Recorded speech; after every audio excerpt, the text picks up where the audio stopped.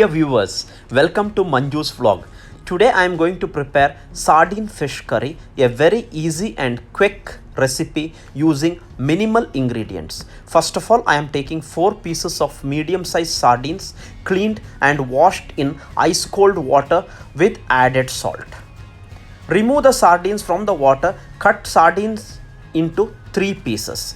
Add a teaspoon of turmeric powder on the cut pieces of sardines. Also 1.5 teaspoon of red chili powder and salt for taste. Using a spoon or just as shown, mix well all the ingredients so that the chili powder, salt and the turmeric powder get well mixed with the sardine pieces, and keep this marinated sardines inside the chiller for minimum of 30 minutes. Switch on the burner, keep the mud clay pot on the burner, add 2 tablespoons of coconut oil and let it get heated. Once the oil is heated, add half teaspoon of mustard seeds and leave the mustard seeds to crackle. Once the mustard seeds stops crackling, add 6 cloves of garlic chopped into small pieces to the heated oil and saute for at least 30 seconds. Add 10 to 12 sprigs of fresh curry leaves as well as 3 green chilies slit into half to the heated oil and saute well for another 30 seconds.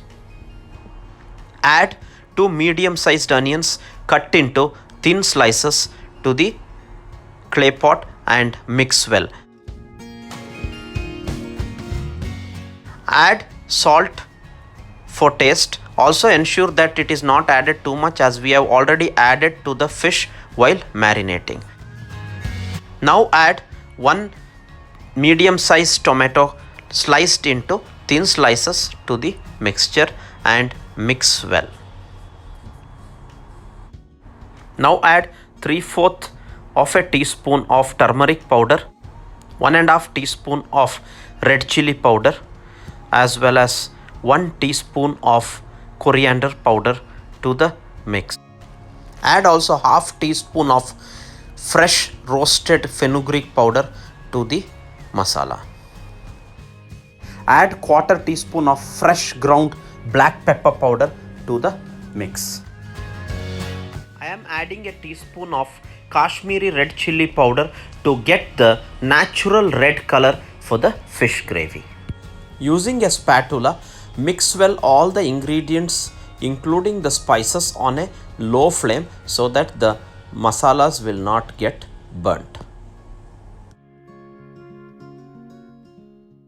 Also, I have soaked around 5 pieces of kokum in hot water prior to the start of the preparation.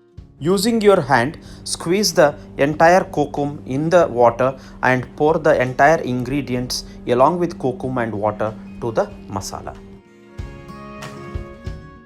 Mix well once again using the spatula. Add a small piece of ginger cut into thin slices to the masala.